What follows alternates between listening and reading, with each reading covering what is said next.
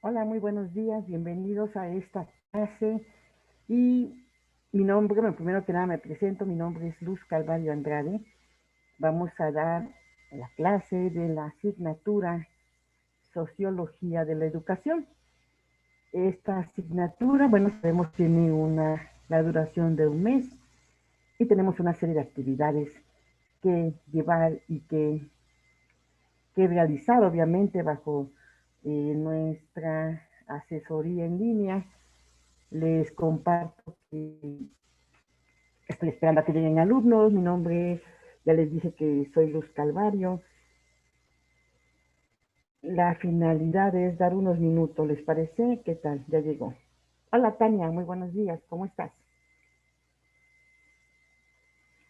Puedes ocupar tu micrófono, Tania, si gustas.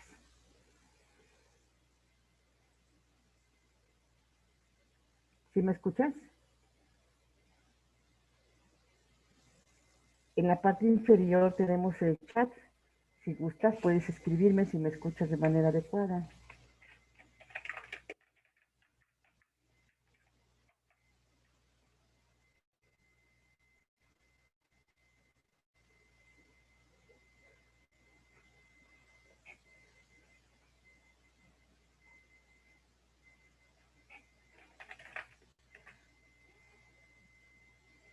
¿Me escuchas, Tania? ¿Me escuchas correctamente?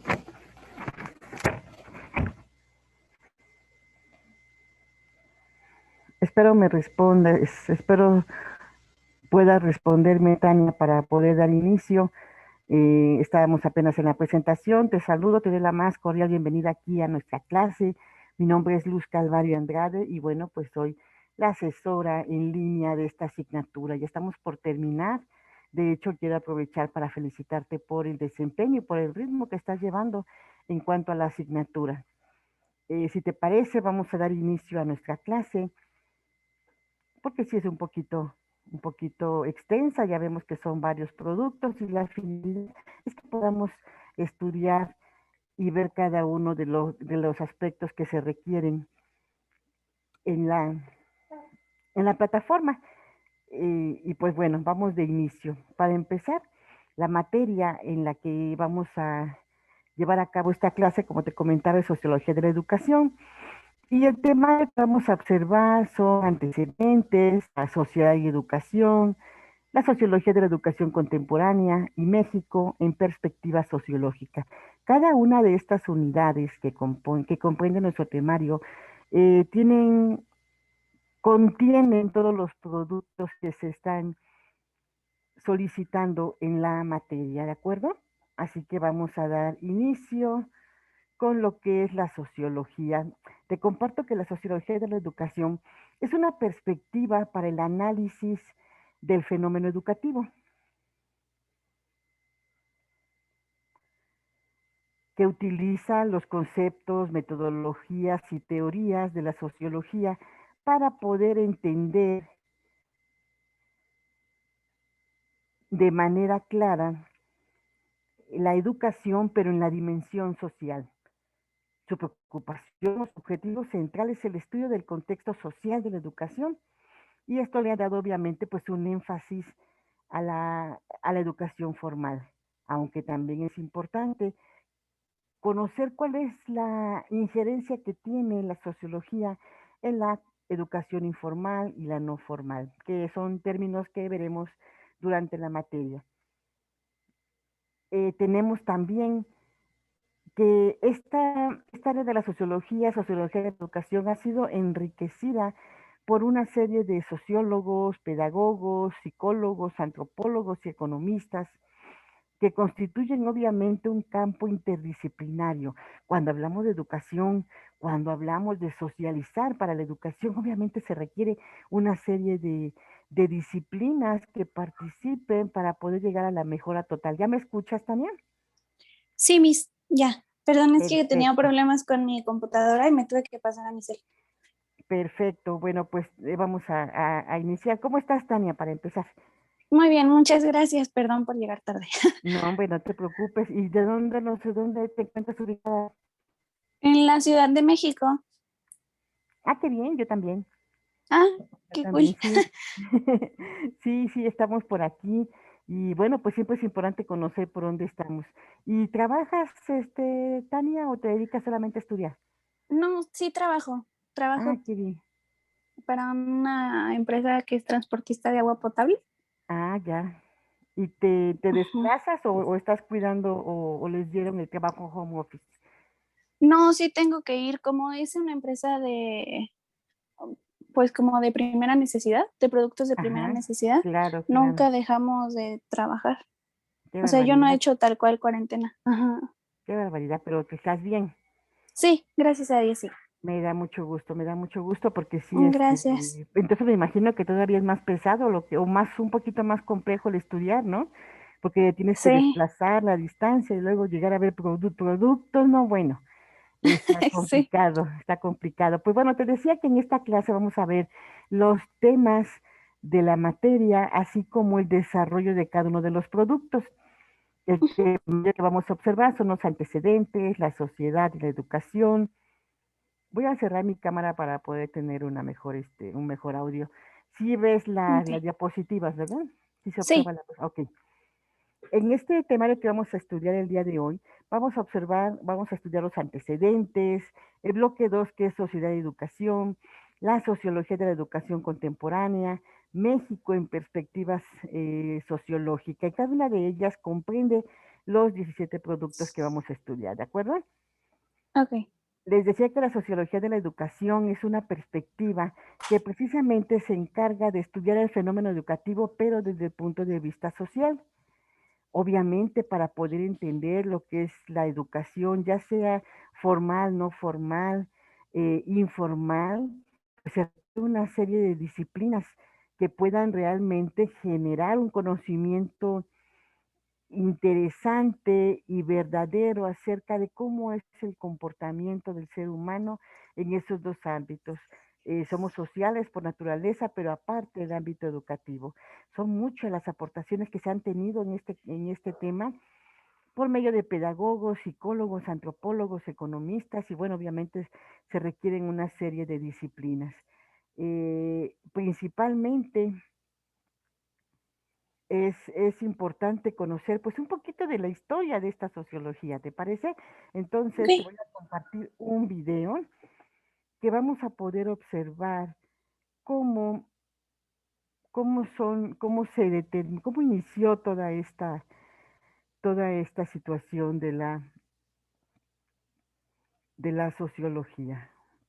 Permite un segundo nada más, porque si no. Sí, no se preocupe. Entonces voy a compartir con audio, te voy a pedir que me informes si se escucha correctamente. Ok. ¿Sí se escucha? Para comenzar a hablar de la sociología, es importante Sí. tener clara la Ok, etimología que da empezamos. origen a este concepto. Así que sociología se divide en dos. Para comenzar a hablar de la sociología, es importante tener clara la etimología que da origen a este concepto. Así que sociología se divide en dos partes. La primera es socio, que viene de la palabra socio, que vendría a traducirse como socio o individuo, y logía, que tiene como significado la palabra estudio. Entendiendo esto, podemos empezar hablando de que la sociología tiene varias ramas. Estas son sociología del trabajo, urbana, industrial, de la salud, entre otras. Y dentro de estas ramas, a nosotras como maestras para la primera infancia. Y esta es la sociología de la educación, ya que esta tiene como objeto de estudio el análisis de fenómenos y procesos sociales, así como sus transformaciones dentro de la sociedad, buscando comprender mediante el estudio, la descripción y el análisis concreto del sentido y el desarrollo de los procesos de los seres humanos, además de comprender el contexto mismo de la sociedad en donde se encuentran los individuos. Asimismo, es vital comprender algunos autores que hacen parte de esta disciplina y que tratan las distintas visiones que sirven de herramienta para profundizar y asumir un poco más la sociología de la educación desde nuestra disciplina. Encontramos a Marx, cuya postura va direccionada en tres aspectos. Primero, la relación entre el individuo y la sociedad. Segundo, la comprensión de las funciones que cumple el conjunto de las instituciones y el proceso que provocan modificaciones en el individuo y la sociedad. Y la tercera es la distribución de los individuos entre las posiciones de la estructura social. También está Durkheim, que es uno de los padres de la sociología. Hace la distinción entre pedagogía social y la sociología de la educación. Habla de la sociología de la educación como una ciencia de la educación, cuyo objetivo es el estudio del fenómeno educativo como un hecho social, teniendo en cuenta sus cambios, sus transformaciones tanto educativos como sociales. Y finalmente, Weber, quien habla de la sociología de la cultura a partir de sus experiencias en la transformación del mundo cultural, dando como punto central el hecho de que la modernidad tome conciencia de sus límites, de las distancias de su marco jurídico y la realidad social. La sociología de la educación no tendría un sentido si no estuviese presente el diálogo con otras disciplinas, tales como la filosofía, la antropología, la historia, la economía, la pedagogía, entre otras, que permiten, dentro de la sociología de la educación, abrir la perspectiva en otros campos para de esta forma dar aportes que sustenten los diferentes estudios que se realicen. No obstante, la sociología de la educación debe distinguirse de la pedagogía social, ya que esta tiene como objetivo la educación social del hombre, mientras que la sociología de la educación tiene como intención fundamental estudiar la conducta del hombre como ser social, y a su vez buscar la mejora del individuo dentro de los diversos contextos.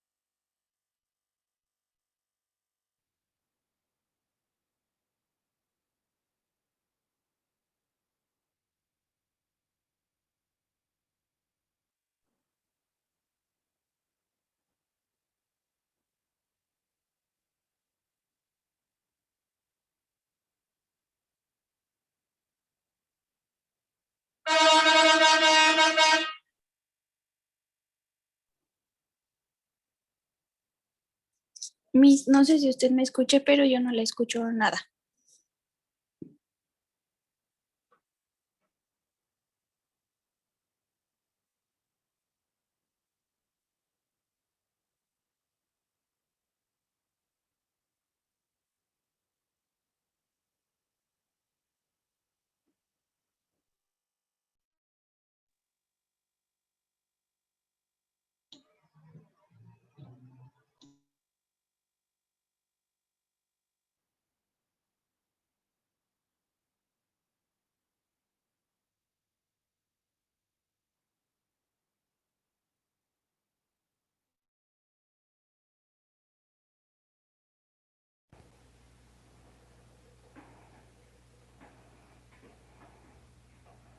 Buen día, Arturo, ¿me escuchas?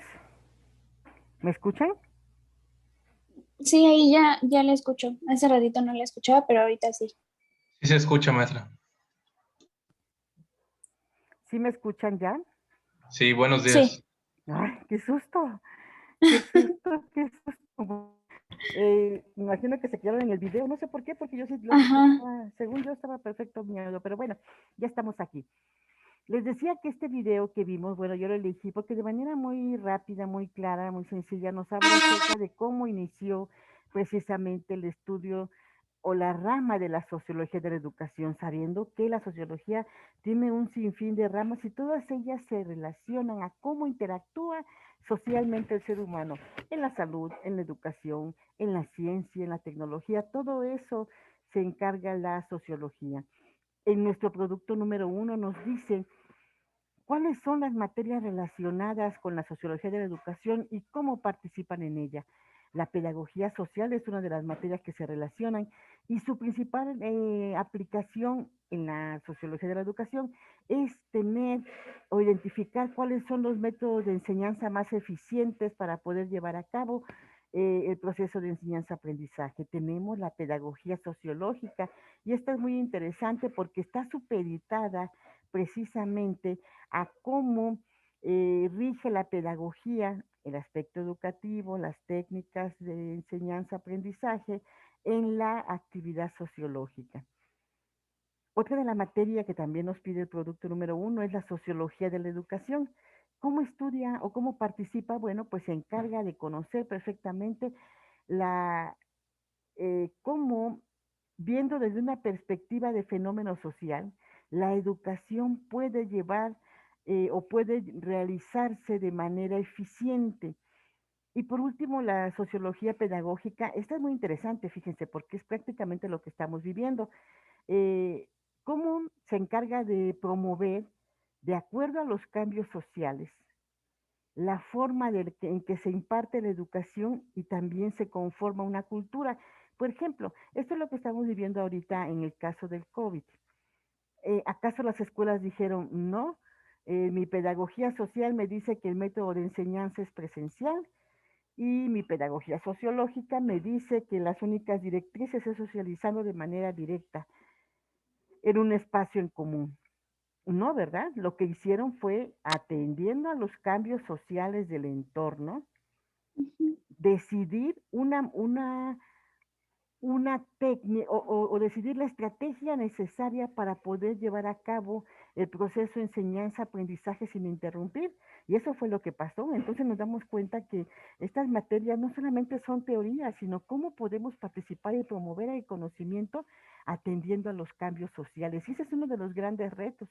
¿Cuántas veces o ustedes supieron o conocieron quizá en niveles de media de grados básicos que la institución de plano cerró? O lo que quiso hacer apenas Ujú. la Confederación Nacional de Escuelas Particulares, que dijeron, ¿no? No nos No interesa sé. lo que diga el gobierno, no puede, porque estamos en una sociología pedagógica global y Ujú. en todo el entorno se está manejando precisamente esa tendencia, porque para eso es la sociología. ¿Vamos bien hasta ahí?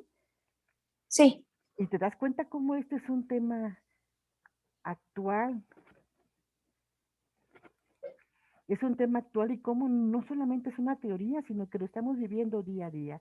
Y si nos vamos en la sociología laboral, pasó lo mismo. Digo, no fue tu caso, Ujú. pero cómo se descentralizaron las empresas y en lugar de tener a todo el mundo en una sola instalación, lo que hicieron fue mandarlos a su casa. ¿Por qué? Porque son Sí. las tendencias, sociología del trabajo, sociología de la salud. Entonces nos damos cuenta que es muy actual y siempre va a depender del contexto. También entre las ciencias relacionadas, como te decía, bueno, pues está la psicología, la sociología, con la historia, con la economía, el derecho, la política, la demografía, antropología, todos estos dan respuesta al producto número 1. Ya entonces vamos de lleno a lo que es realmente la sociología de la educación. Y esta estudia el hecho educativo y la dinámica social, identificando, a ver, un segundo, déjame checar el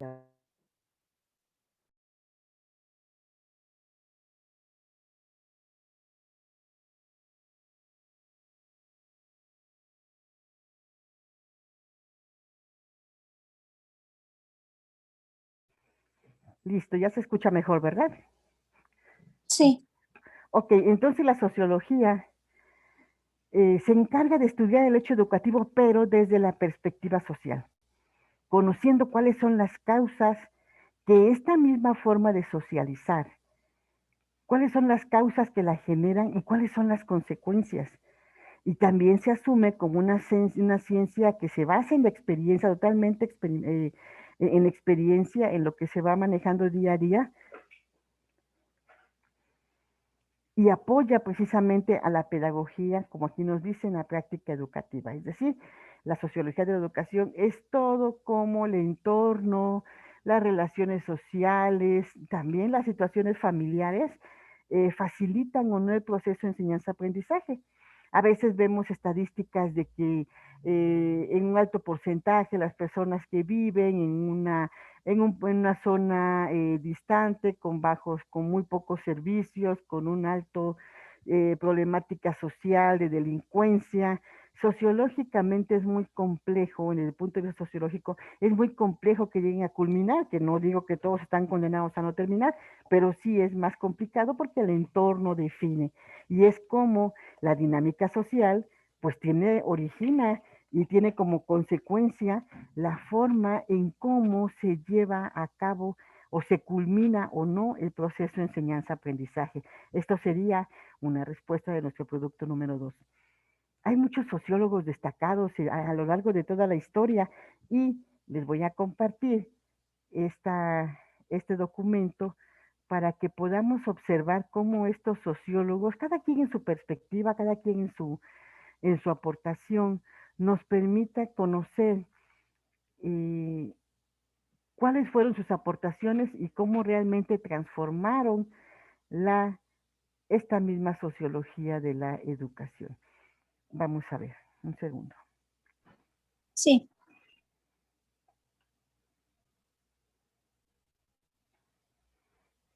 Se está viendo el video, ¿verdad?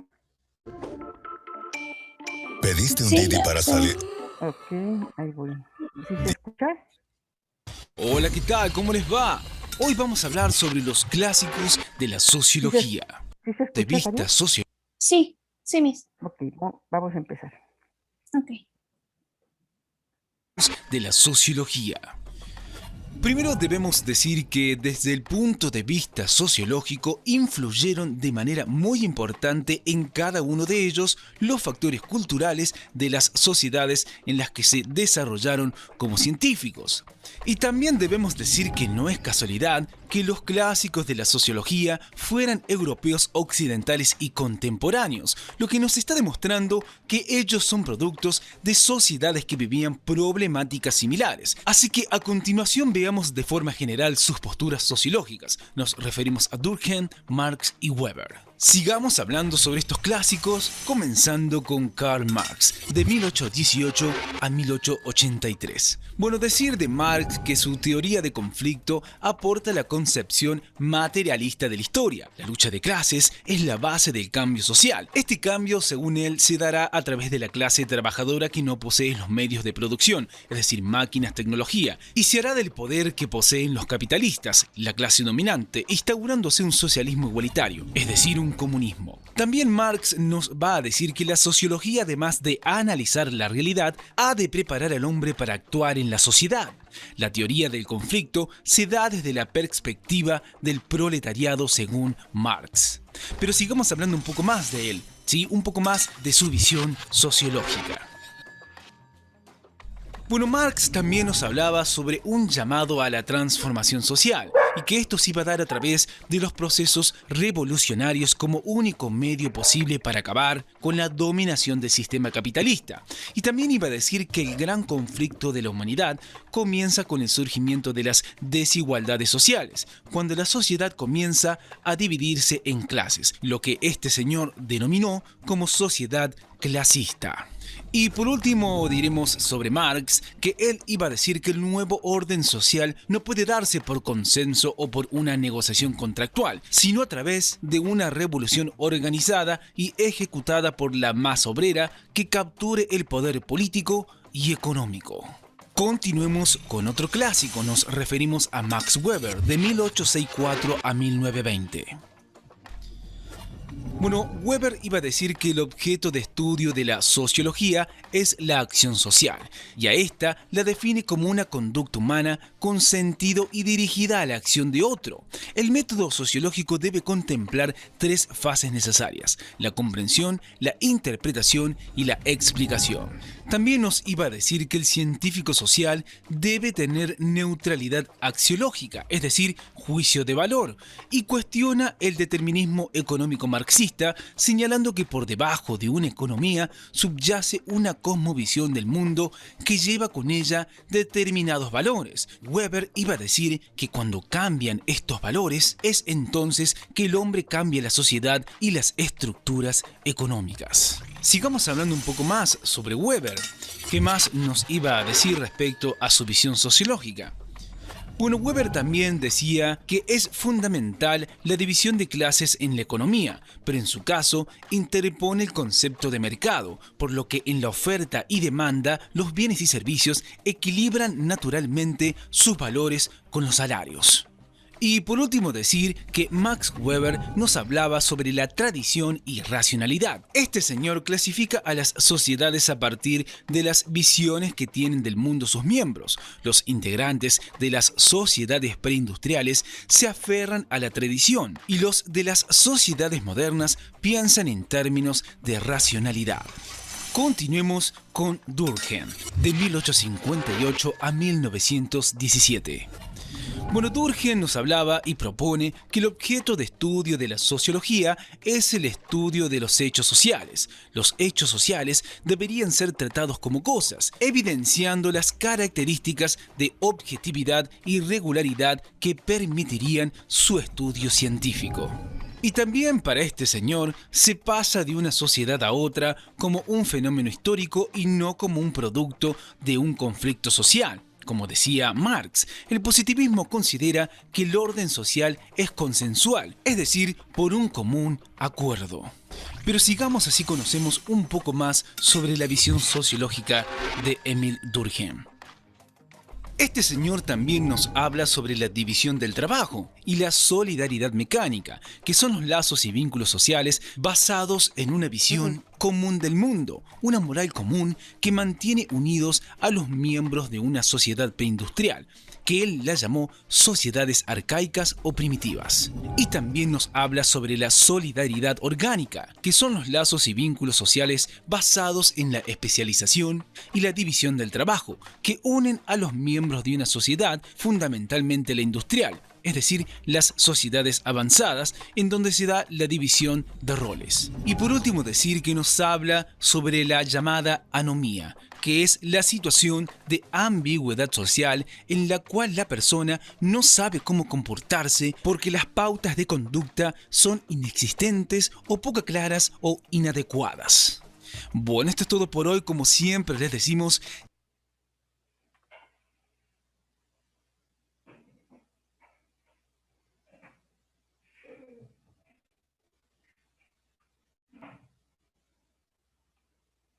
Te pregunto, hola Arturo, te pregunto Arturo y Tania, ¿ya se ve la presentación?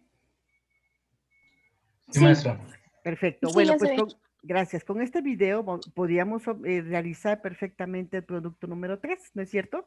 Que nos pide una línea de tiempo. Ahí vienen los principales sociólogos, sus aportaciones, sus perspectivas y cuáles eran los principios que ellos manejaban. Después hablamos acerca de, la pregunta número 4, nos pide acerca de cuál es el carácter social de la comunicación. Y esta respuesta es muy simple. ¿Por qué?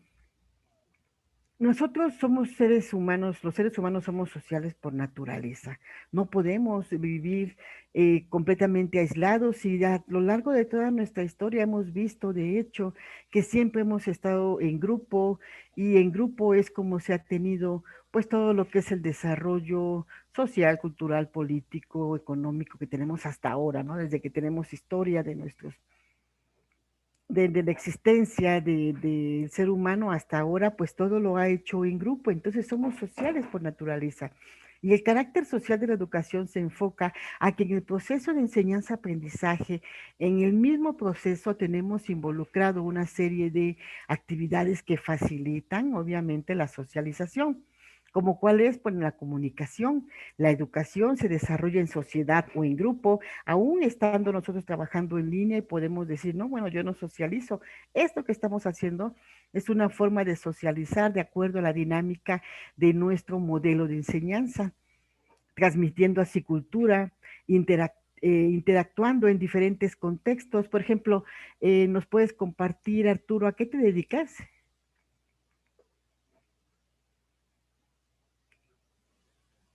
¿Sí me escuchas? Ajá. Sí, maestra. Ahorita estoy estudiando dos carreras y no estoy trabajando. Ah, muy bien, ¿qué carreras? A ver, cuéntanos.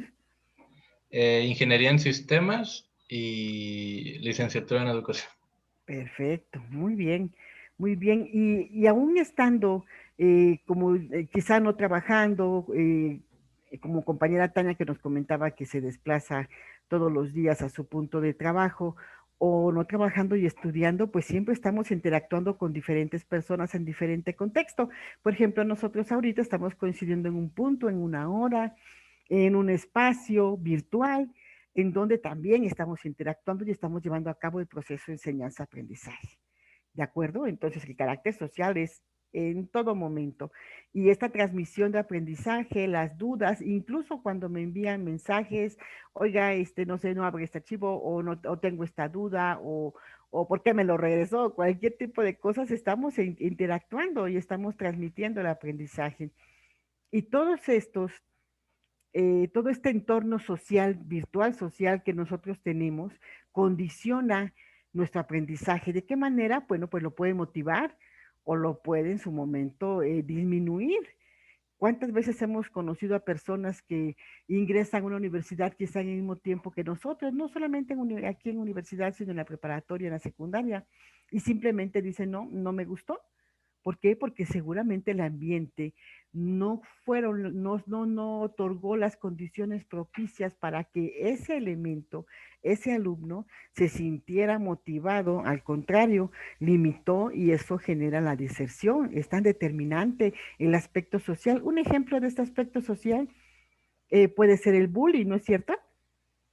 Cuando estamos en una institución, digo, creo que pasa más a nivel básico o medio superior. Espero que no pase licenciatura, pero no son condicionamientos, sí, me daría miedo, pero son condicionamientos sociales que motivan o simplemente te dicen, no, este no es mi lugar y mi espacio. Es tan Sí, claro. importante la sociología en la educación y es por ello que todas las instituciones deben tener personal especializado para poder diseñar el entorno adecuado, hasta el mismo color, la misma entrada, los baños, las aulas, la ventilación, la iluminación, todo ello también son condicionamientos estructurales que motivan o que limitan la disposición del aprendizaje. ¿Vamos bien hasta ahí? Sí, Miss. Perfecto. Espero que también el compañero, vamos a ver, compañero Arturo. Y bueno, Sí, maestra. gracias, Arturo. Y bueno, todo esto provoca que nosotros en una misma aula, virtual o presencial, tengamos una diversidad en la forma de vivir, de trabajar, los usos y costumbres de cada uno. ¿Tú de dónde nos escuchas, Arturo? Cuéntanos, ¿dónde eres? Yo soy de Oaxaca, pero vivo en Mérida, Yucatán. Wow, mira, pues aquí estamos de Mérida, y la compañera vive en la Ciudad de México y yo vivo en el Estado de México, o sea, estamos lejos, tenemos usos y costumbres muy diferentes, ¿no es cierto? Y, y pues Sí. tenemos un punto común. Ese es un carácter social de la educación virtual. Y todo ello se facilita a través de la comunicación, la socialización, la sociología de la educación, su principal herramienta es la comunicación, porque es la forma en que nosotros podemos interactuar. Ahora, en el producto número 5, ¿se acuerdan que nos hablan acerca de las teorías de las culturas? La evolucionista, el funcionalismo estructural, la difusionista. Vamos a escuchar el siguiente video. No se me están durmiendo, ¿verdad, señores? No, maestra, aquí estamos. Bueno, Bueno, por favor, prohibido dormirse con eso. Vamos a observar el siguiente video que nos habla de estas teorías, que el tema pues sí es un poquito denso. Entonces vamos a intentar hacerlo lo más, lo más ameno posible y vamos a ver las principales escuelas de la sociología. Presenta. Eh, ¿Me dicen si ya se ve el video? Es como una estrella, una mano.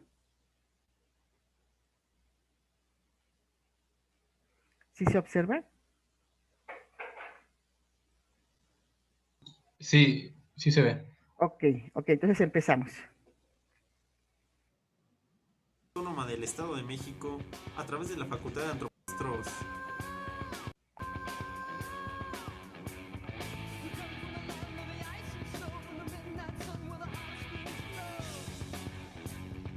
¿Qué tal?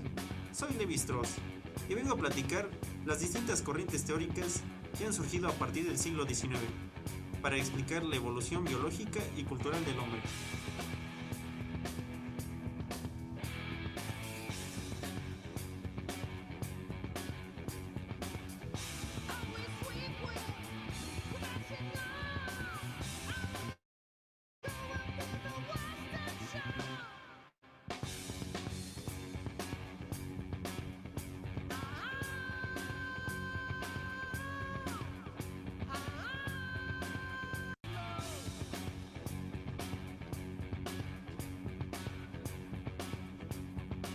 Oh, a Toñito le ha surgido. Tomaremos la teoría del evolucionismo del siglo XIX, en la cual les explicaré de cómo a partir de un coacervado pasó a ser un bípedo consciente como Toñito.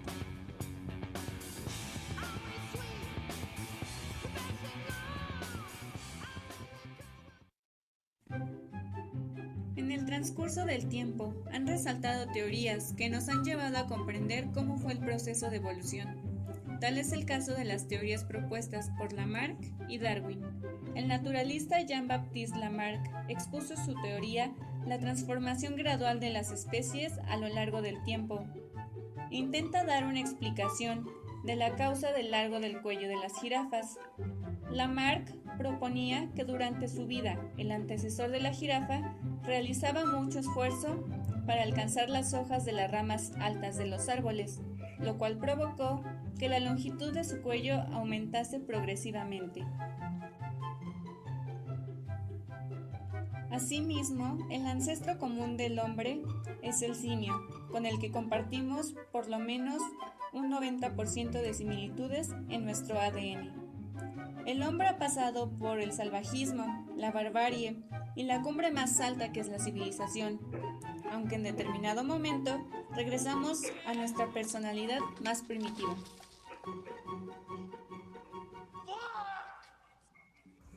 ¡Excelente!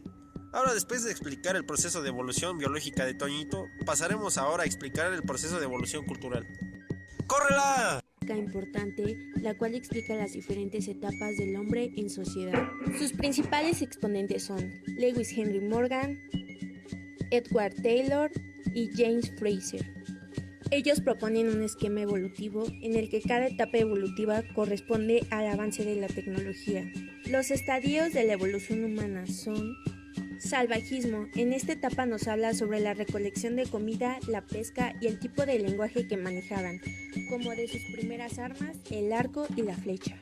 Barbarie. En esta etapa nos habla sobre las nuevas técnicas realizadas como la cerámica, la domesticación de animales y plantas y el desarrollo de nuevas armas y herramientas metálicas.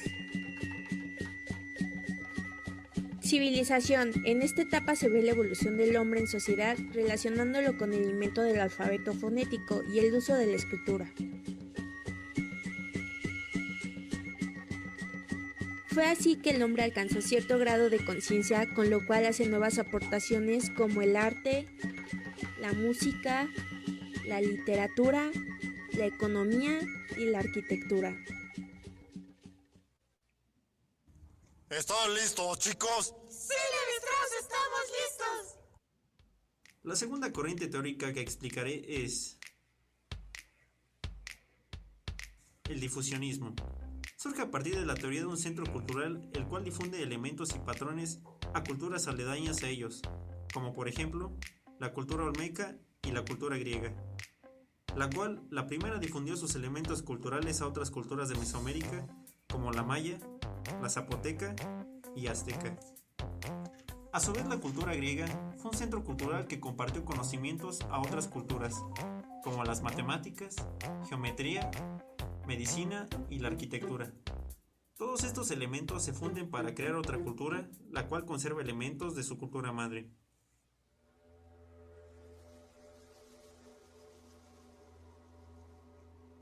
Muy bien, ahora les explicaré la tercer corriente teórica. Cultura, una encrucijada de intereses, tanto sociales, económicos y políticos, asociándola tanto a las actuales obsesiones etnicistas e identitarias, como un relativismo que pretende interpretar y justificar todos los hechos sociales en razón de las diferencias culturales. Todas las culturas, a pesar de que somos de un ancestro en común, cada uno se desarrolló en momentos y espacios diferentes, como por ejemplo la japonesa en el continente asiático, la azteca en Mesoamérica, la africana, siendo el lugar de hallazgos de primeras civilizaciones, y la inglesa, la cual generó un desarrollo cultural dominante.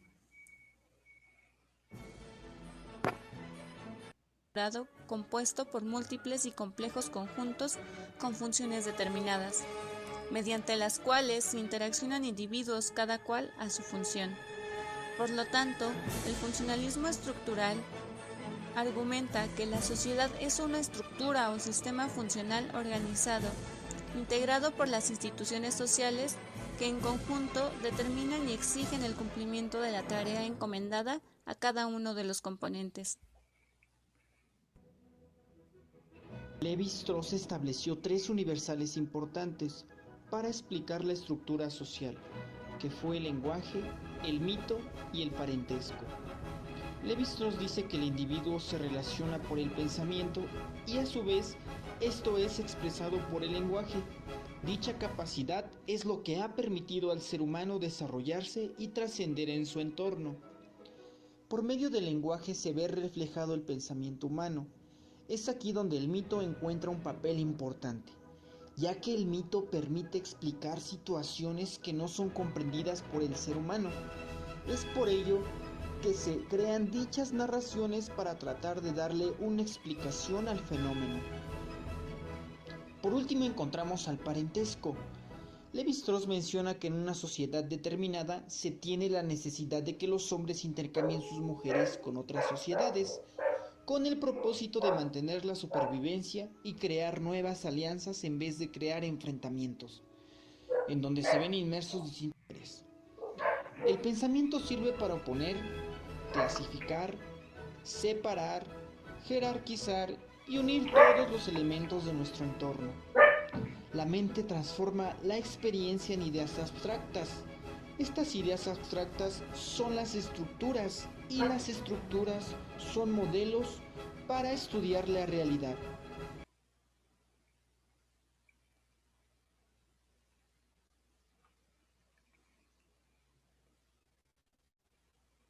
De esta forma, la teoría evolucionista, como ya vimos, la difusionista, el funcionalismo estructural y el funcionalismo, bueno, pues determinan diferentes posturas, diferentes visiones y perspectivas de cada uno de los sociólogos que estamos estudiando. En el producto número 6 nos está pidiendo algo que nos va a ocupar constantemente en la materia, en el tema de lo que es la forma de educar y la profundización en educación. Le doy la bienvenida a Tania otra vez. Tania, tienes varios ingresos. ¿Sí me escuchas? Sí, sí, le escucho. Ah, bueno. Sí, perdón, es que tuve que bajar a abrir y se desconectaba y se volvía a conectar, pero sí lo estuve escuchando. Perfecto, Tania, muy bien. Yo dije, ¿qué pasó? ¿Qué pasó otra vez el audio? Ok, y entonces el producto número 6 nos dice, explica qué es la educación formal y cuál es la educación informal. Fíjense que esta clasificación surge a partir del entorno, la participación y la intención de transmitir un conocimiento. La educación formal es aquella que se encuentra debidamente estructurada, planeada, cuenta con planes y programas de estudios y se obtiene siempre al final de ello una certificación. Ojo, la certificación puede ser a nivel grado, es decir, preescolar, preparatoria, una licenciatura, una maestría o un posgrado. Es decir, es una serie de conocimientos debidamente regulados, autorizados, que cuentan con recurso humano capacitado que cubre determinados requisitos, tanto académicos como psicológicos y perfil de personalidad para poder impartirla. Esa es la formal.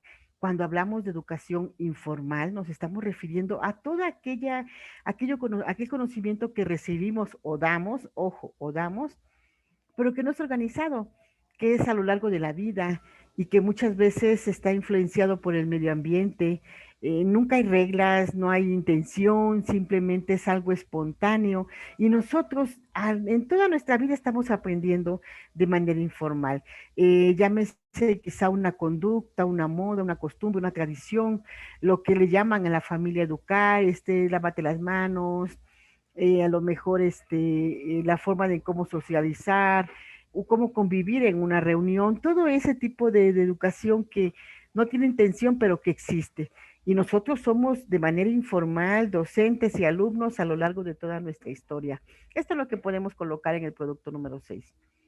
Después tenemos que dentro de la misma educación, ambiente formal e informal, ya empezamos cuando es el formal a tener una visión clara de cómo debo diseñar mi entorno para facilitar el aprendizaje. Qué interesante sería, imagínense una escuela primaria donde el docente motivado y fueran a ver el tema de volcanes y entonces utilizara, pueden ser dos situaciones, un escenario virtual donde se vea la erupción y pueda sentir en tercera dimensión, ver a los volcanes, ver cómo es el movimiento, todo lo que genera cuando hay actividad, o puedes haber ocupado quizá en un ambiente físico, pues no sé, papel, botes para poder ver un volcán o crear una maqueta, pero una maqueta viva, es decir, que se pueda tener una simulación de erupción. Eso es un ambiente, eso es un entorno, ¿de acuerdo? Y todo eso propicia un ambiente de aprendizaje. Y el ambiente es muy claro cuando nosotros, no sé si tengan hijos que vayan, no sé, ¿tienen hijos? A ver, cuéntenme. Tania, Arturo, ¿tienen hijos? No, yo no. Tengo dos Tampoco, hermanos que parecen mis hijos, pero no son mis hijos. Ok, tú tampoco, Arturo. Pero me imagino que tienen hermanos o sobrinos que a lo mejor van a algún evento en la familia y ahora, ¿por qué va vestido así? Ah, porque es el día de la revolución. ¿Y Ah, ahora sí. por qué están haciendo esto? Ah, porque pues, es la ambientación que se prepara todo el contexto para poder comunicar un aprendizaje. O a lo mejor en los grupos de preescolar que vamos y vemos las letras grandes de colores y la jirafa de amarillo y el osito con la letra O de que empieza con O. Todo eso es ambiente. Entonces, es un ejemplo de ambiente. En el producto 7 nos dice ambiente social y educación. ¿Qué es esto? Bueno, pues entendemos por el ambiente de aprendizaje todos los elementos que participan para poder facilitarlo. Y la idea es tener las condiciones necesarias para que se puedan asimilar los temas. Imagínense que ustedes van a una escuela y les dice la educación va a ser, van a poder venir aquí a la educación en línea. Ah, pues genial. Lo menos que te imaginas es que van a tener computadoras, ¿no es cierto? ¿Y qué tal si solamente hay una computadora y entonces, o no hay computadoras como suele pasar? Entonces todo esto no propicia un ambiente. Y el ambiente es desde cómo arreglas el lugar hasta las sillas, la ventilación, todo eso es ambiente. La iluminación, imagínense un lugar, no sé, a lo mejor en cualquier espacio donde haya calor y que no haya ventanas y que no haya baños y todo el estrés que eso, o sea, todo esto genera un ambiente que pueda salir cómodamente el alumno y decir voy al baño, voy al tocador, me voy a lavar las manos y todo está bien diseñado ex profeso para generar esa comodidad.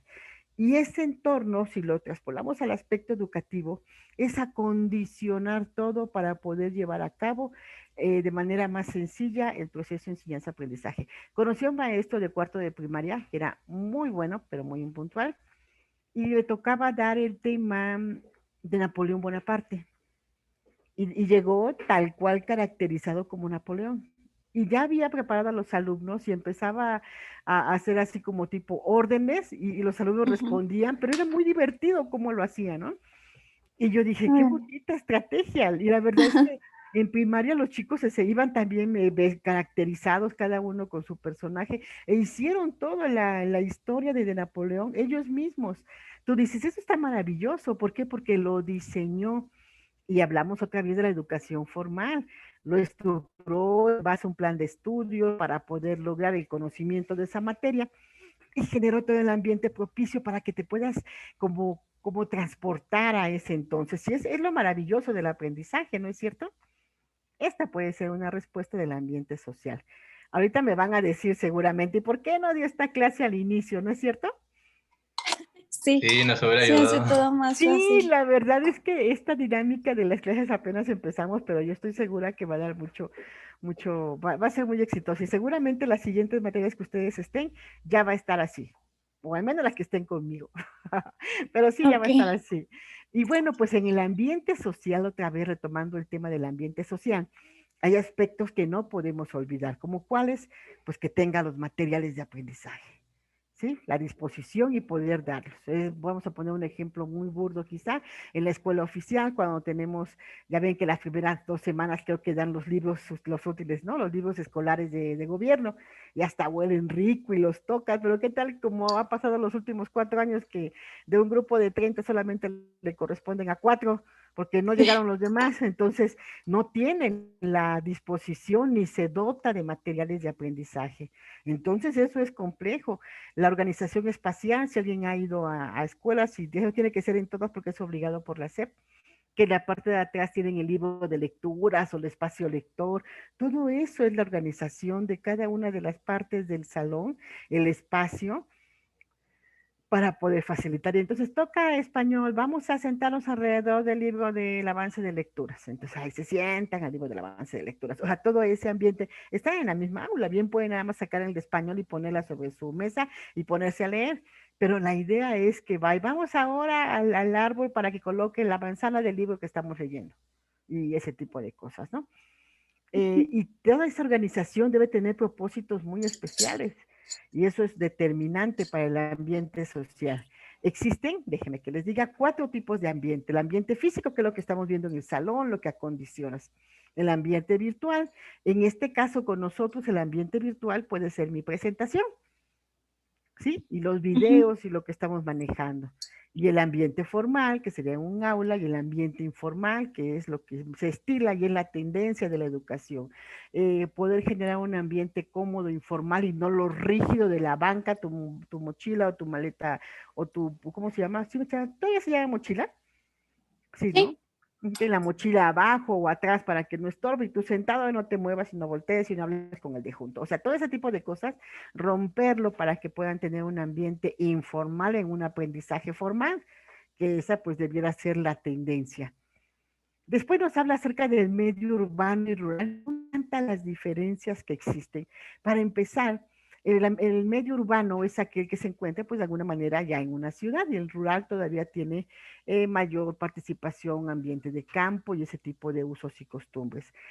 Obviamente en el ambiente rural, pues la población tiene muchas limitaciones para poder accesar a lo que es el uso, pues tanto de escuelas como de salud, como de tecnología, muchas limitantes. Sin embargo, la población humana pues ya cuenta con mayor servicio, una mejor infraestructura, aunque también puede limitar, porque tomando en cuenta la industrialización que muchas veces se da, por ejemplo, acá en la Ciudad de México o por donde, en cualquier parte de la República y del mundo, pues también llega a ser limitantes, ¿no? Pero bueno, las condiciones el acceso a la salud, al servicio médico, son muy bajos en lugares precarios. Fíjese que bueno, siempre he manejado, bueno, soy docente en línea porque me gusta dar la docencia en línea y porque tiene una historia de mi maestría en educación. Sin embargo, siempre he sido a nivel ya experiencia laboral, dirección, coordinación o dirección general de instituciones de asistencia privada. Y en una de ellas me correspondía ir a jornadas de salud. llevábamos jornadas dentales, oftalmológicas, prediabéticas, y justo estaba yo por Toluca, a todos los pueblitos que de veras ni se imaginan. Yo me acuerdo una vez que, no sé, yo decía, ¿qué lugar es este? Yo me hacía 4 horas de acá, de, no sé, del oriente de la Ciudad de México para llegar allá, y era, se acababa la autopista, se acababa la última lámpara y seguíamos en la isla, de verdad, ¿eh? Una cosa lejísimos. Y ahí, cuando llegábamos en jornada de salud, me llamó mucho la atención que llegamos como a las 6 de la mañana, salimos de acá del oriente como a las 3:30 de la madrugada. Llegamos como a las 6:30 seguramente, y había como 30 personas. Yo dije, pues, ¿a qué horas llegaron? No, lo que pasa es que venían de aquel cerro, me dijeron, y caminaron toda la noche para ser de las primeras porque no hay servicio dental. Entonces, ese es el escenario de la población rural. A veces nos gusta quizá maquillar una realidad, pero yo sí estuve en esa realidad y es terrible. Y cosa aquí pongamos en la ciudad, en las ciudades, pues ya tienes más acceso a hospitales, existe mayor supervisión y puedes tener una atención privada o una atención pública, ¿no? Ya será pues tu solvencia, tu condición económica. Sin embargo, obviamente existe también grandes desventajas en las ciudades, por ejemplo, la delincuencia, ¿no es cierto? Llega el momento que es un acabose, o sea, tiene las familias todavía en la zona rural, las familias todavía manejan un núcleo importante en las ciudades con la misma dinámica, las exigencias y la crisis, pues las familias prácticamente salen ambos padres a trabajar y se quedan los hijos, a veces son educados con la prima, la tía, la abuela, si bien les va, o la vecina o en una guardería, y pueden tener computadora, cosa que no tendrá quizá el de la zona rural, pero no tienen esa estructura familiar. Y si hablamos de sociología, pues eso también ha traído una serie de problemas sociales muy graves. ¿O qué piensan? Sí, no, pues sí, son como unas por otras, ¿no? Claro, claro, pero sin embargo es muy importante todo ello. Y bueno, hablando de este tema, empezamos a ver en el producto 9 los grupos sociales, el grupo primario y secundario. Aquí no hay mucho de dónde perderse, mire. Grupo primario es aquellas relaciones, bueno, ambos grupos sociales hablan de la forma en que interactúa en sociedad con grupos afines o no, las personas que se ven obligadas. Los grupos primarios son aquellas relaciones principalmente de familia que son para toda la vida, son emocionales, involucra sentimientos, se hacen fuertes, fuertes, tanto en forma positiva como negativa. Sabemos que hay familias que no se hablan en toda la vida, ¿no?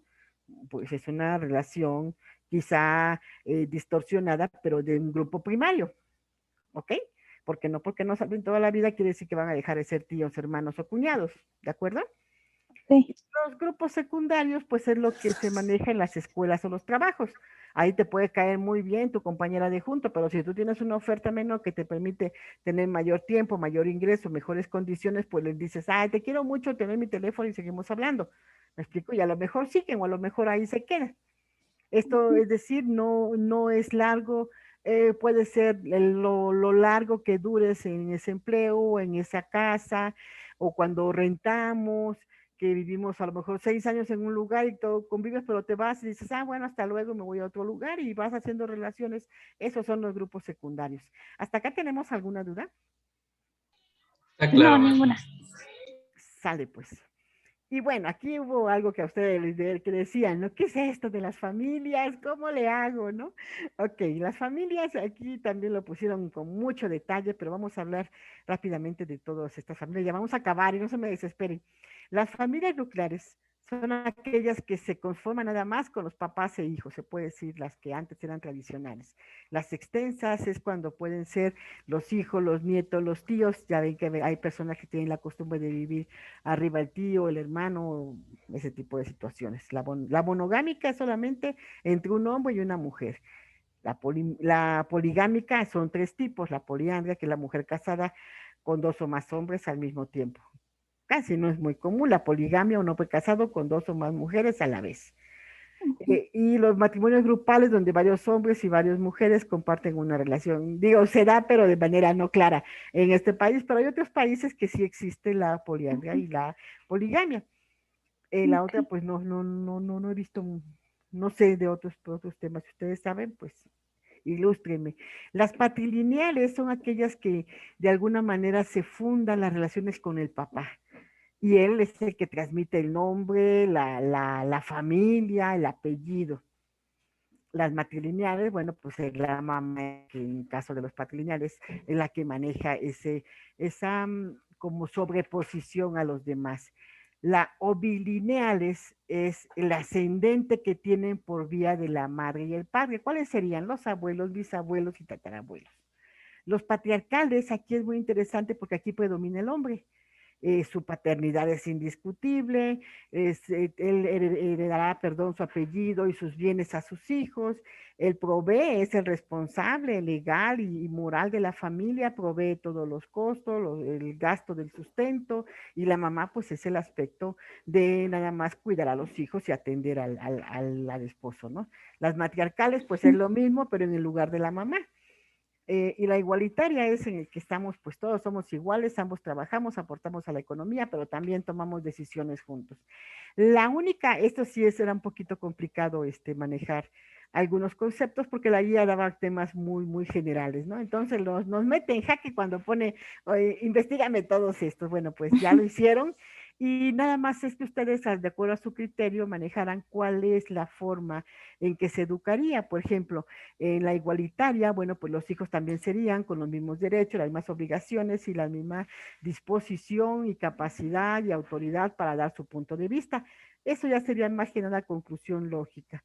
Las mujeres ejercen el poder, lo cual la educación quedaría a cargo del papá, ¿no es cierto? Si es patriarcal, el papá maneja el poder, la autoridad, la responsabilidad y quedaría a cargo de la mamá la forma de educarlo, pero bajo esa misma guía. Es decir, nada más sería cosa de analizar cuáles eran. Después tenemos los matrilocales, que son aquellos matrimonios que viven en la familia de la mujer. Es decir, vamos a casa de mamá porque arriba tenemos espacio, vamos a construir un lugar en la casa de mamá. Los patrilocales es cuando se van a vivir a casa del papá, a casa de la familia del esposo, perdón. Y los neolocales es cuando ya me casé, yo soy solvente y me voy a mi casa y tengo mi espacio propio. Después tuvimos ya el producto número 11 que nos vuelve a retomar lo que es la escuela y sus funciones. Y la escuela tiene varias funciones, no solamente académicas o de conocimiento, sino también de socialización, de iniciación a la vida y participación política, obviamente transferencia del conocimiento. La escuela también es una preparación para que los niños universitarios puedan insertarse en un futuro a la sociedad, que eso es lo que ha fallado mucho en la escuela. Si esto fuera realmente, si se aplicara realmente, pues no tendríamos a personas que no pueden insertarse en nuestro núcleo social. Dígame un ejemplo del sector de la sociedad que le cuesta mucho ser aceptado y comulgar con las actividades de la sociedad. ¿Cuál sería? O sea, pero que haya sido por parte de la escuela. No, que haya sido por parte de la sociedad misma. Es decir, la escuela te debe preparar para que tú cuando seas adulto puedas ser una persona íntegra que participe en la sociedad económica, social y políticamente. Esa es la función social de la escuela. Ajá. ¿Todo en nuestro país tenemos a todas las personas que puedan participar de manera íntegra? Pues no. ¿No? O sea, por ejemplo, hay gente que, por ejemplo, los discapacitados, ¿no? Uh-huh. O sea, por mucha preparación que puedan tener, también la sociedad no está como preparados para darles, por ejemplo, tan solo poder trasladarse. Exactamente, puede ser. Para ir a un trabajo. Ajá. Muy o sea, bien. No hay como camiones que estén, creo que solo el Metrobús, o sea, tiene la opción de que puedas meter a alguien en silla de ruedas sin tanto conflicto. Así es. Así es. Y eso, ojo, habla de que ese sector vulnerable de la sociedad está limitado, pero está limitado porque nosotros, los que tenemos todas nuestras capacidades, no tenemos no desarrollamos la sensibilidad para decir cómo poder lograr que estas personas realmente pertenezcan económica, social y políticamente. Entonces, no solamente que nosotros podamos adaptarnos, sino poder adaptarse a la pluralidad que hay en nuestra sociedad. Otro también puede ser los que son tristemente llamados ninis, ¿no? Las personas que no estudian, no trabajan, tienen un serio problema para insertarse en la sociedad. ¿Qué está pasando? ¿Qué pasa con la sociedad que no los acepta? ¿Y qué pasa con ellos que no pueden adaptarse? Ahí también falló la institución. Otra de las situaciones que nos maneja la obligación o función de la escuela es el orden social, que bueno, atendiendo a la delincuencia, a todos los problemas sociales que tenemos, pues yo creo que también es una falla, ¿no? O sea, tenemos que mejorar el sistema educativo nacional porque ustedes díganme, ¿la condición de nuestro país nos dice que las funciones se están llevando a cabo? Tania y Arturo. Pues no, por ejemplo, en mi caso, yo tuve como experiencia que me tuve que salir de un CCH por la delincuencia que había en la escuela. Imagínate, imagínate qué terrible. Entonces, si vemos del aspecto de socialización política, ¿realmente la gente se asume el derecho del voto? Somos indiferentes. No, no todos. Un 20, 30, 40%. ¿Qué sucede entonces? No está funcionando, algo está pasando, pero bueno, también tendríamos que hablar, esto porque es la materia de sociología de la educación, pero después van a ver una que a lo mejor les doy, que es introducción a la docencia y docente creativo, en la cual vamos a ver qué es lo que realmente pasa con el docente para ver si le podemos pedir las demás actividades. Otro ya por último, bueno, nos dice ya los últimos productos que habla de la participación del Estado, es decir, cómo el Estado participa, porque a veces hablamos, sí, la educación, la familia, los docentes y la escuela, no. No, el Estado es determinante y él es el que debe garantizar la educación como un derecho, porque así lo es. Asignar los recursos en escuelas públicas suficientes o en privadas la autorización para que puedan manejarlo, el permiso para dar clase y supervisarlo. La formación continua del docente, ¿realmente están preparados? La igualdad de oportunidades. Ustedes van a ver, no sé si vieron una materia que se llama estrategias de aprendizaje, en la cual le preguntan a los docentes, es una de la actividad, le preguntan a los docentes qué es la didáctica. Y pues de todos los que me han dado la tarea, que ya son varios grupos, 2 o 3 de 60 saben. Entonces, si un docente activo no sabe lo que es didáctica, pues imagínense el sistema, cómo está funcionando. Que tengan igualdad de oportunidades es la obligación del gobierno. También tiene que planificar, ejecutar, visualizar a quien contrata, revisar su currículum, la política educativa, todo lo que es el sistema educativo nacional. Si ahorita ustedes hablan a la SEP y le dicen, oye, porque acabo de hablar, yo quiero poner una escuela primaria particular, ¿cuáles van a ser las nuevas condiciones? Aún no tenemos esta actualizada. Y de verdad, yo hablé la semana pasada, no está actualizado. Entonces, ¿qué está haciendo el gobierno que no puede dar la pauta? Obviamente, quizá la burocratización ha impedido que esto se lleve a cabo de manera clara. ¿Quiénes son los sociólogos que han manejado? Bueno, que son importantes en nuestra materia. Augusto Comte, como ya vimos en el video, ¿se acuerdan? Emilio Durkheim, Max Weber y Karl Marx. Todos estos es exactamente el producto del video. Comte decía que la educación debe contribuir al bienestar de la humanidad. Si no contribuye al bienestar, no funciona. Y los problemas sociales deben ser analizados no solamente como una perspectiva social, sino científica. Emilio Durkheim nos decía que se debe estudiar los hechos sociales. Se deben estudiar los hechos sociales para poder ser identificados. ¿Cuál puede ser la solución de esa problemática social? Karl Marx, por lo tanto, o por su parte, hablaba de las luchas sociales, y él decía que todos los problemas sociales se deben a los problemas económicos. En lo que Max Weber decía que la sociología aplicada a la educación debe manejar o debe participar en la política, derecho, economía y religión. Esa pudiera ser una respuesta de nuestro producto 13. Ahora, las escuelas filosóficas que ya vimos también en el video, el funcionalismo, lo que nos permite manejar, las explicaciones, cómo explica el funcionalismo las relaciones sociales, a través de qué, pues de las funciones, de las actividades que desempeñan cada persona. Y el funcionalismo, los principales exponentes es Brown y Malinowski, que ya ven que lo menciona mucho en la guía. Y bueno, también tenemos el funcionalismo estructural, y se considera importante porque observa la sociedad como estructura y unidades que tienen actividades bien específicas, y esas actividades, el cumplimiento de esas funciones va a generar que la estructura sea sólida o no. La de la reproducción, que ya la vimos, del poder y control, que está siempre a través de una clase predominante y que tiene pues como finalidad dominar o someter a las personas. Después tenemos ya por último el positivismo como corriente. ¿Qué pasó en México? Bueno, pues en México lo que nos habla esta tendencia es precisamente que nos habla principalmente de varias teorías. Uno, de proceso y retroceso, libertad positivista, teoría del orden, que también lo pide el libro, la guía, la generación positivista, fueron Comte y Spencer.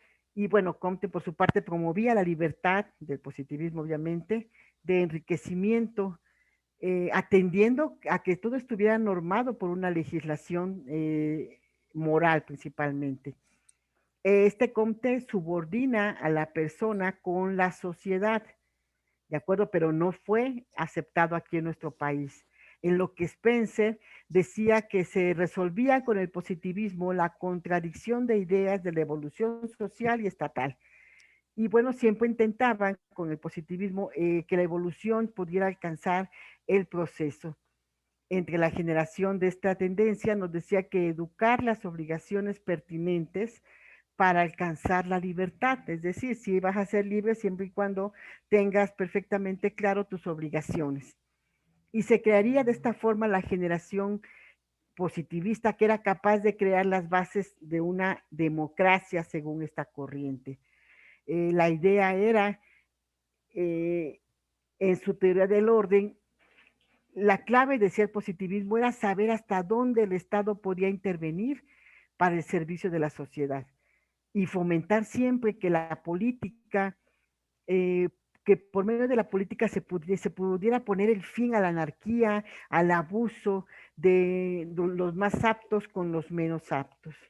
Decían que no debería intervenir el orden económico en el orden político, pero pues no, es un tanto complejo ahorita. Ya en México el positivismo, bueno, también se observó en el Porfiriato, y se decía en ese entonces que la evolución política sería sacrificada atendiendo a la necesidad de la evolución social, es decir, anteponía la evolución social a la evolución política. Y Porfirio Díaz en ese entonces simbolizó el orden y el progreso. Y obviamente pues tenía mucha aceptación esto, de tal manera que el progreso material debía ser, según ellos, a costa de una falsa, manipulada y restringida libertad. Es extraño esta tendencia. Y bueno, pues la idea era promover el orden y el progreso. En nuestro país, el clero y los militares, pues eran el estudio y se oponían a este tipo de filosofía. Los liberales incluso fueron los que impulsaron este positivismo para poder buscar el orden y el crecimiento. Decían y afirmaban que era importante emancipar la conciencia del mexicano por medio de la educación, y era la única manera en que se podía salir de esta dinámica. Tenemos ya lo que es la educación socialista, que esto fue en el periodo de Cárdenas, y la idea es saber cómo fue la educación socialista. Esta educación, ¿se escucha? Sí. ¿Sí se escucha? El video no. Se escucha muy bajito. Ah, ok. Ok, permítame un segundo. Lo que vamos a observar ahorita, ya solo son 2 minutos, el socialismo en México. Lee también 80 años de la expropiación petrolera. ¿Cuál es el legado real del cardenismo? Idealizada por unos famosos por la expropiación petrolera. Ya. Su ¿Ya se ve el video? La educación. Fue muy polémica su reforma a la solo es famoso día ¿No se la va a ver? educación que Se ve en chiquito. Ahora sí, creo que ya. Ay, a ver, ustedes me dicen. Ustedes me dicen, Ujú. ¿no? Es que a veces la máquina me hace su chistecito, pero también me lo cambia. Creo que algo está pasando. Me dicen si se ve. Es que, permítanme un segundo. Sí. Sí, es la máquina. Es el internet. O, bueno, más bien dicho, la plataforma.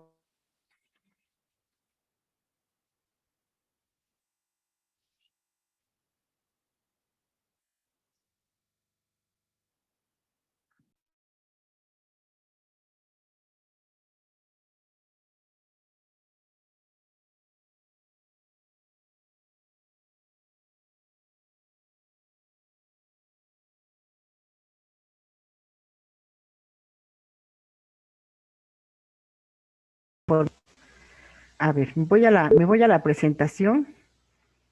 Mejor, porque si no aquí nos va a hacer una grosería la plataforma. En esta presentación, bueno, en lo que es el socialismo, hablaba de la forma de educación, cómo podía, estoy teniendo problemas con la plataforma, pero aquí estoy. Sí, ¿Cómo pero ¿qué crees? Ya podía? no se ve la presentación. No, ya Se no se ve, quedó, pero se quedó solamente con lo del video.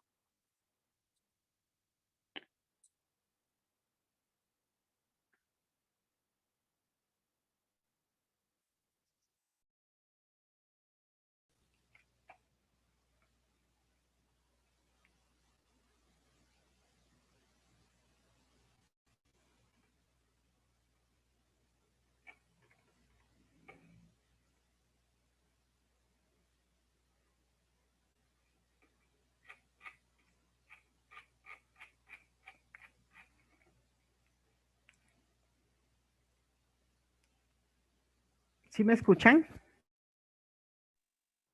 Sí, sí se escucha.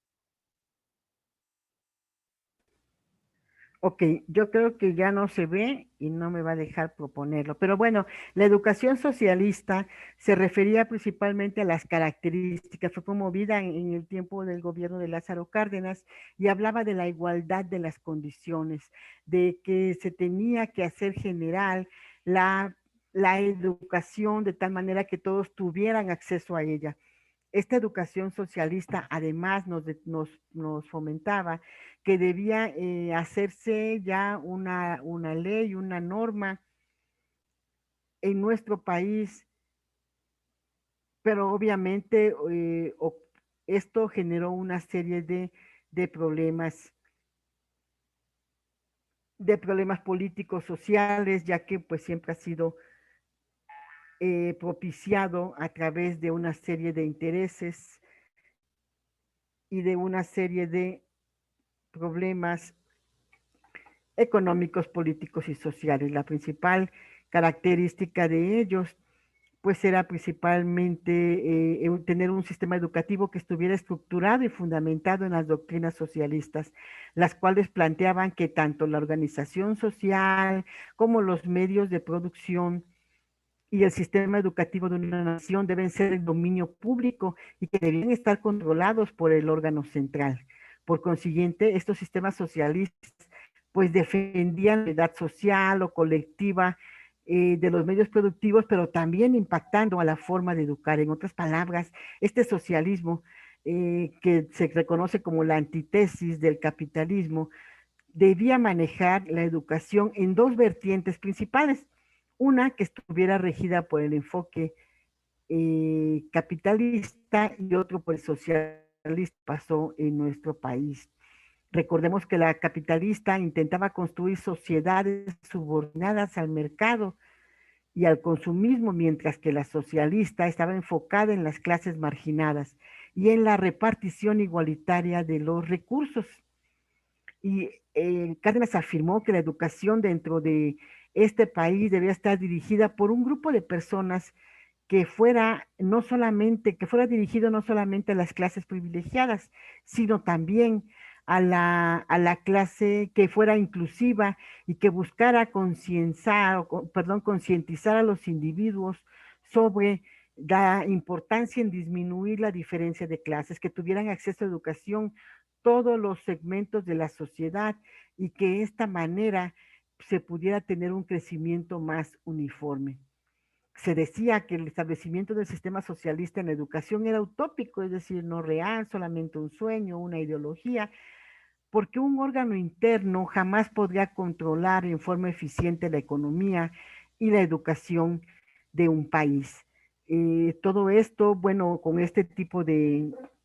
la educación socialista en México se dio la pauta a las escuelas de educación pública, dio la pauta también a lo que es la educación de manera general, y lo manejó incluso como una ley, el artículo 3 de la educación, y también entre sus ventajas fue tener o acercar este tipo de centros educativos precisamente para tener, ¿sí me escuchan? Es que ya estoy preocupada que no me escuchen. Sí, Miss. Sí, Bueno, se escucha. Ya O sea, la plataforma ya no se ve nada porque ajá. no sé qué pasó con la plataforma, pero yo aquí estoy. Y bueno, Sí. estas serían las características del socialismo en la educación. Y compañeros, también esta sería la clase. Cuéntenme qué les pareció. Ay, pues la verdad, le entendí como mucho más, porque creo que me he dado cuenta que necesito leer más, porque no conozco muchas palabras como por ejemplo en la que vienen en el libro que nos menciona casi toda la materia de referencia de socialismo. De pronto sí lo tenía que leer como 2 veces porque me costaba un poco de trabajo entenderle a todo a lo que se refería, ¿no? Y así como que hizo mucho más digerible la información y como que me sirvió para acentuar más lo que ya había entendido. Me da mucho gusto. Con mis trabajos. Qué bueno, me da mucho gusto. ¿Y usted, compañero? Ya no lo puedo ver. Fue muy detallada, maestra. Me gustó mucho su clase, la verdad. Bueno, pues perfecto. Yo les agradezco mucho, 1, que hayan ingresado, 2, su atención. Lástima que en el momento al final tuvimos ya esta situación técnica, pero bueno, pues aquí estamos. Les deseo mucho éxito. Mañana termina la materia y por favor continúen con las siguientes. Este proyecto es muy importante para ustedes. De verdad, sigan adelante. Yo les puedo asegurar por experiencia propia que de todas las decisiones que ustedes tomen en su vida, el continuar estudiando será de las mejores decisiones. No lo dejen, a veces se torna pesado. Si llegan a tener alguna complicación, acérquense a la universidad, los va a apoyar, ¿de acuerdo? Y cuando se vayan a graduar, me mandan un mensaje para poder estar enterada y felicitarlos. Muy bien. Gracias, Muchas maestra. gracias, Miss. Que estén muy bien, compañeros. Cuídense mucho, por favor, y sana distancia. Igualmente. Sí, gracias. Hasta luego. Bye. Bye.